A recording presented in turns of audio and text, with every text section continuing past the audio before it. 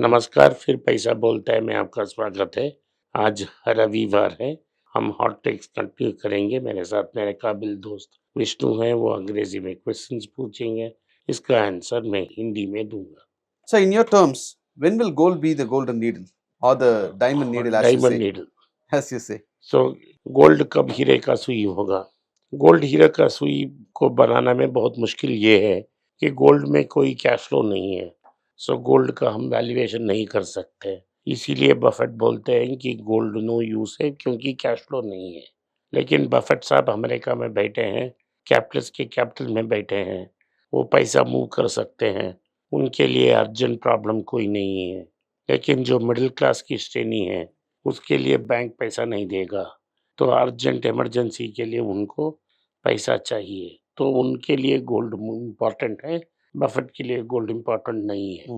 दूसरी बात, जो भारत जैसे देश में रहते हैं या श्रीलंका की देश जैसे रहते हैं, उनके लिए सोना इसलिए इम्पोर्टेंट है, जब कोई प्रॉब्लम आती है, एक जगह छोड़ के हम दूसरी जगह जाते हैं, तो अगर हम सोना साथ लेके जाते हैं, यूनिवर्सल कैश है, हम इमीडिएटली उसको मनी इज फंगेबल, तो पैसा इधर भी बोलती है, पैसा गुवाहाटी में भी बोलती है, रुपया इधर भी बोलती है, गुवाहाटी में भी बोलती है।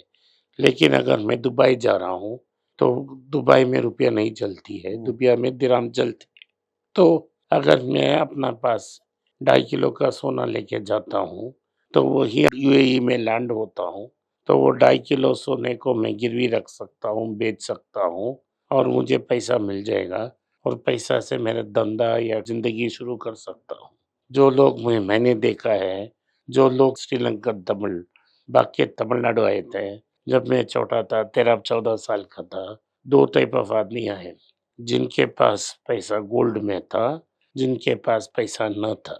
जो पैसा नहीं था, वहीं सिमट गया। आज भी कैंप में ही रहते हैं, कैंप से बाहर आना बहुत मुश्किल है, और अगर कैंप से बाहर आ भी गए हैं, बड़े कंपनी में नौकरी मिलना इम्पॉसिबल है। लेकिन अगर आपके पास सोना लेके आपने भाग के आई, तो आप इमीडिएटली कैंप के बाहर जा चुके होंगे। आपके पास आलीशान होटल बनाने के लिए पैसा होगा। आप मलेशिया, इंडिया जैसे सिटीज़नशिप को खरीद सकते हो, तो कोई प्रॉब्लम नहीं, कोई पूछता नहीं है। अमीर लोगों के लिए किधर भी रूल्स नहीं है। तो जैसे मैंने एक मेयर नाम का एक आदमी के बारे में बोला था, उन्होंने जूश था, और 1940s में नाज़ी फ्रांस से छोड़कर उन्होंने अमेरिका भाग के आए। उनके पास सोना था, वो टूथपेस्ट ट्यूब में उसको स्मगल करके लाए। सोने से बाहर निकल गए, 5 स्टार होटल में चेक इन किया, अगले दिन अपना ऑफिस गए, और बड़ा बिजनेसमैन बन गए। तो सोना इसीलिए इम्पोर्टेंट है, जब आप इमरजेंसी में हो और एक देश से दूसरे देश एक इमरजेंसी सिचुएशन में जा रहे हो, जैसे वॉर में, अगर आप यूक्रेन से भाग के बाहर जा रहे हो, तो सोना इम्पोर्टेंट है। अगर आप रशिया से बाहर जा रहे हो, तो सोना लेके जो रशिया से भागता है, वो बेहतर करता है। So, I spend a lot in Swiggy and Zomato every day. I buy my groceries, I buy my food, everything in Swiggy and Zomato, and even hmm, in Blinkit. Hmm. But why do you call it as and you term it as a 1 rupee company? What I feel is I pay a lot to them. So, their revenue must be good, is what I feel. Swiggy और ज़ोमैटो ने कभी profit नहीं बनाया। Zomato 3-4 quarter से profit बनती है, other income column से। अगर आप अदर इनकम को निकालते हो, तो कोई प्रॉफ़िट नहीं है।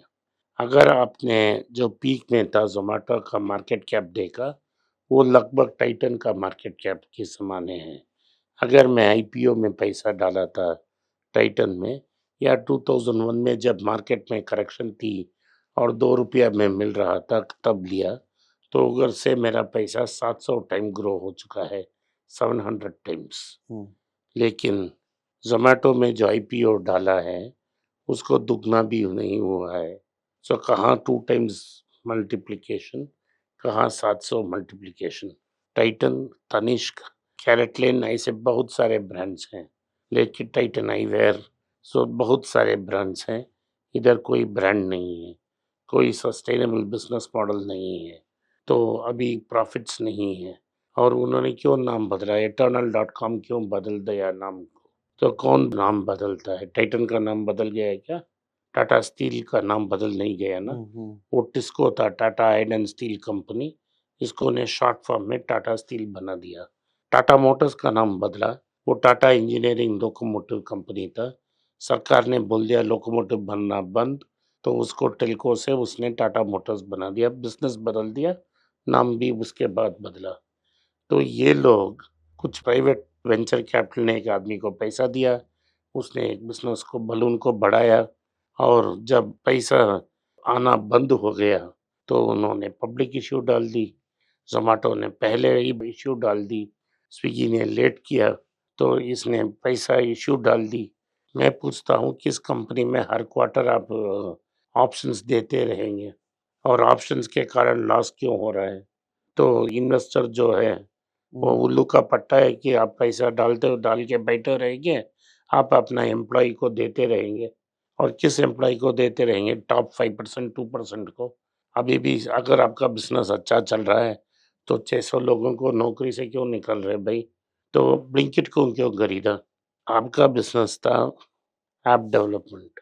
अगर आपको बिजनेस ग्रो करना है तो खुद ग्रो करो ना। ब्लिंकिट की ओनर्स और पैसा नहीं डालना चाहते थे, दोनों सेम वेंचर कैपिटल्स थे, तब प्रॉफिट हो गया, इसमें से पब्लिक से पैसा आ गया, तो ब्लिंकिट को उन्होंने खरीद लिया, राइट? हम्म, जब अभी आपने 2 साल पहले कंपनी को पब्लिक लेके गए, 2 साल में पैसा खत्म, आपने 10,000 करोड़ फिर से क्यूएपी किया। सो किस टाटा कंपनी हर 2 साल क्यूएपी करती है? अरे भाई, कौन स्टॉक को बेचता है हर 2 साल? अगर आप इतना प्रॉफिटेबल हो, तो क्यों आप पैसा और से रेज़ करते सकते थे? क्यों बेच रहे हैं? किसको उल्लू बना रहे हो? तो अगर मैंने पॉइंट नंबर 1, हम्म, अगर मैंने वो अदर इनकम निकाल दिया, वो प्रॉफिट नहीं बनता। किसी भी रेस्टोरेंट ये ऐप डेवलप कर सकता है हम्म, और बोल सकता है नेबरहुड में डाल सके, 2 किलोमीटर के नेबरहुड में पॉपुलराइज़ कर सकता है, और बोल सकता है मैं आपको डिलीवरी दूँगा। तो डिस्काउंट कर कर क्या यूनिक सेलिंग पॉइंट है? आप एक रेस्टोरेंट से डिलीवरी करते हो, रेस्टोरेंट खुद डिलीवरी सर्विस आ सकता है, वो फ्री का डिलीवरी दे देगा। सो आपका गैप स्मॉल है, और फिर से आपने बोल दिया कि मैं रिटेलिंग में कूदूँगा। आपका रिटेलिंग में क्या एक्सपीरियंस है? तो मैंने पेटीएम के बारे में बोला, वो जानता था नहीं क्या उसका पेमेंट मॉडल है, बिज़नेस मॉडल क्या है वो नहीं जानते थे। खत्म हो गया बिज़नेस, बायजूस खत्म हो गया, ओयो खत्म हो गया, ओला खत्म हो रहा है, मैंने बोल दिया। तो ये भी खत्म हो जाएगा, पॉलिसी बाज़ार भी खत्म हो जाएगी। इसमें कोई यूनिक सेलिंग पॉइंट ही नहीं है ना। okay. So hmm, South Indian Bank, we don't see any upside movement or downside movement. It's हम still. वैल्यूएशन के काम से लेते हैं।